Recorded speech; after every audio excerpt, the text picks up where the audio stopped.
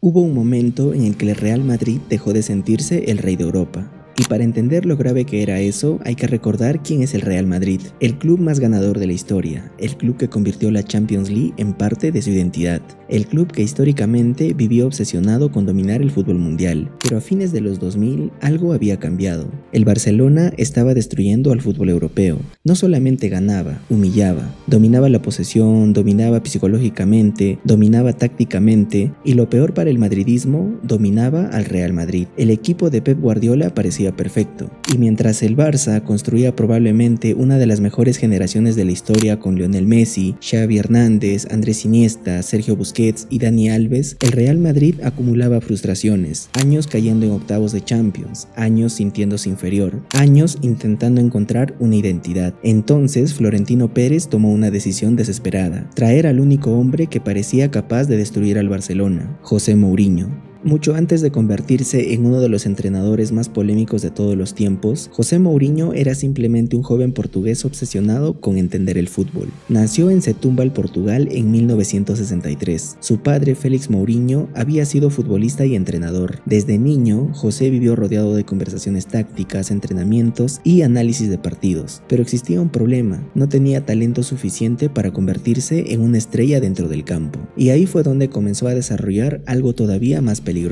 Mourinho empezó a obsesionarse con el fútbol desde otro lugar. Analizaba movimientos, sistemas, comportamientos psicológicos, liderazgo y sobre todo cómo controlar emocionalmente los partidos. Mientras otros soñaban con marcar goles, él soñaba con controlar absolutamente todo. La historia de Mourinho cambió completamente cuando empezó a trabajar como traductor para Bobby Robson en el Barcelona. Muchos lo miraban como el traductor, pero Mourinho estaba absorbiendo conocimiento constantemente. Aprendía cómo gestionar un vestuario, cómo dirigir estrellas, cómo responder ante la prensa, cómo preparar tácticamente un partido grande, y más tarde trabajó junto a Luis Van Gaal. Ahí terminó de obsesionarse con la estructura táctica. Van Gaal era rígido, meticuloso y obsesivo, y Mourinho tomó muchísimo de esa filosofía. Curiosamente, el hombre que años después se convertiría en el gran enemigo del Barcelona, aprendió dentro del propio Barça. Después de varios años aprendiendo, Mourinho finalmente comenzó su carrera como entrenador principal. Primero pasó por equipos portugueses, pero el mundo comenzó a conocerlo realmente con el Porto, y lo que hizo ahí fue una locura. Construyó un equipo compacto, físicamente brutal, mentalmente agresivo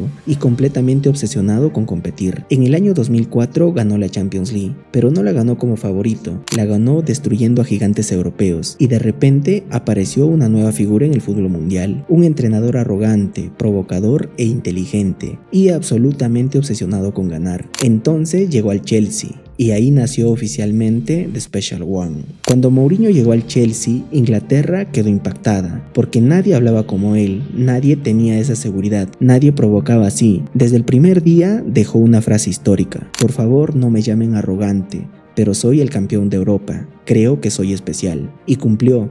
Ganó la Premier League, construyó uno de los equipos más sólidos físicamente de Europa y convirtió al Chelsea en una máquina competitiva. Pero mientras dominaba Inglaterra, en España estaban haciendo algo todavía más grande: el Barcelona de Guardiola. En el año 2010, Mourinho llegó al Inter de Milán, y aquella temporada cambió completamente la historia del Real Madrid, porque mientras Guardiola dominaba el mundo con un Barcelona casi perfecto, Mourinho construyó un equipo diseñado específicamente para sobrevivir contra ellos. Semifinales de Champions League, Inter versus Barcelona. Y ahí ocurrió algo histórico: Mourinho eliminó al Barcelona, defendiendo con una intensidad absurda, bloqueando espacios, golpeando en transiciones y convirtiendo cada minuto en una guerra psicológica. El Inter eliminó al Barça, luego ganó la Champions, y Florentino Pérez entendió algo inmediatamente: el único entrenador capaz de destruir al Barcelona es Mourinho. Antes de la llegada de Mourinho, el Madrid vivía una situación muy dolorosa. Aunque había fichado estrellas como Cristiano Ronaldo, Kaká, Karim Benzema y Xabi Alonso, el equipo seguía sin competir realmente a nivel del Barcelona,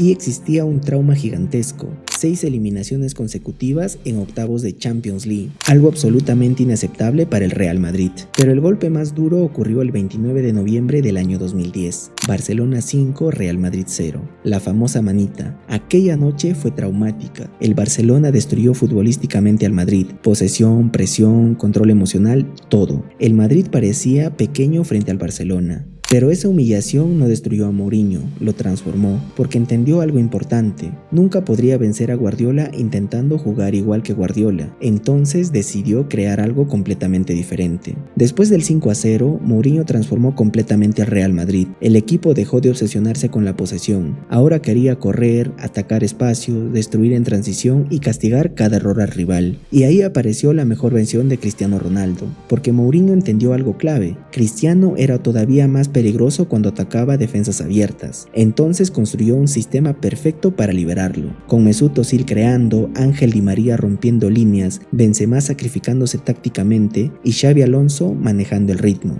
El Madrid empezó a convertirse en una máquina de destrucción y poco a poco dejó de tener miedo. Entre el año 2010 y 2013, el fútbol español dejó de ser solamente fútbol, era guerra emocional. Cada clásico parecía una batalla política: Mourinho contra Guardiola, Cristiano contra Messi, Madrid contra el Barcelona. Hubo empujones, expulsiones, acusaciones arbitrales, peleas, ruedas de prensa explosivas, y Mourinho alimentaba todo eso, porque entendía algo psicológico: si lograba sacar emocionalmente al Barcelona de control, el Real Madrid tenía oportunidades, y poco a poco empezó a funcionar. 2011, final de la Copa del Rey.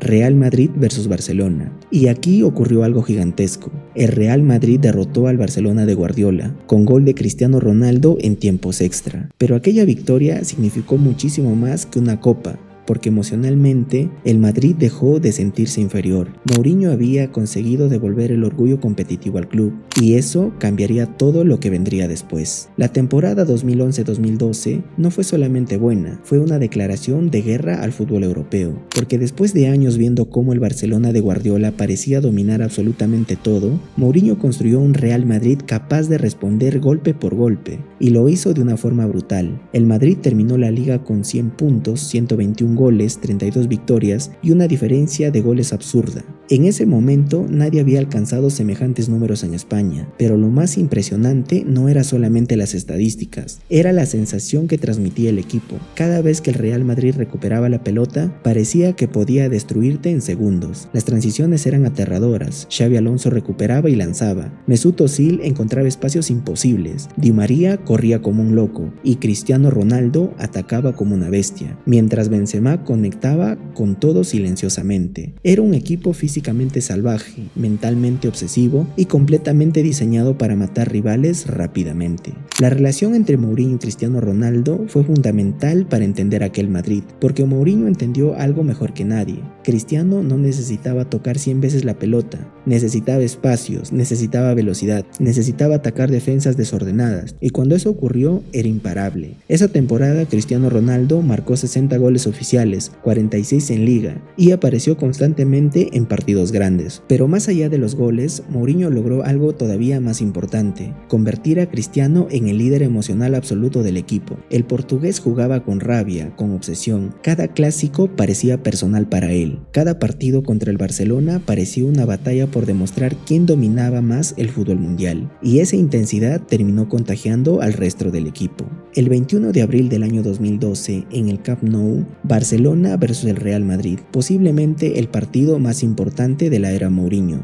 porque el Barça todavía peleaba la liga, y una derrota podía cambiar toda la temporada. El ambiente era infernal, el Barcelona dominaba posesión como siempre, pero el Madrid ya no tenía miedo. Ese era el cambio más grande provocado por Mourinho. Antes, el portugués, el Real Madrid parecía psicológicamente inferior. Ahora competía cara a cara, y entonces llegó el momento histórico. Cristiano Ronaldo marcó el 1-2 definitivo, silenciando absolutamente el Camp Nou, y luego de las celebraciones más icónicas de toda su carrera, Cristiano mirando al público y diciendo: calma, calma. Ese momento significó muchísimo más que un gol. Era la confirmación que el Real Madrid había vuelto a sentirse superior mentalmente. Mourinho había conseguido destruir el complejo psicológico que el Barcelona había construido sobre el club, pero mientras el equipo crecía futbolísticamente, Mourinho seguía entrando en guerras constantes, con árbitros, con periodistas, con rivales y hasta con la UEFA, y muchas veces incluso con el entorno madridista. Las ruedas de prensa se habían convertido en espectáculos mundiales. Siempre había polémica,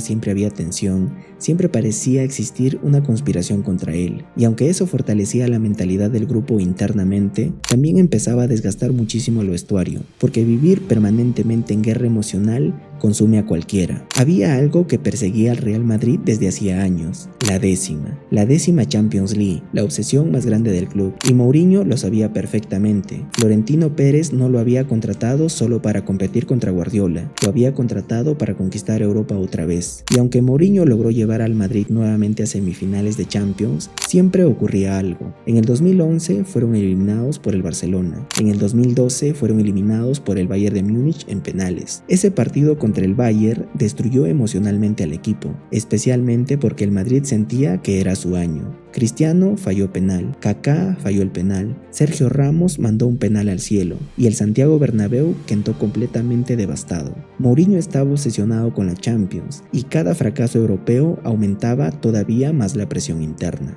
Y aquí es donde comienza realmente la caída.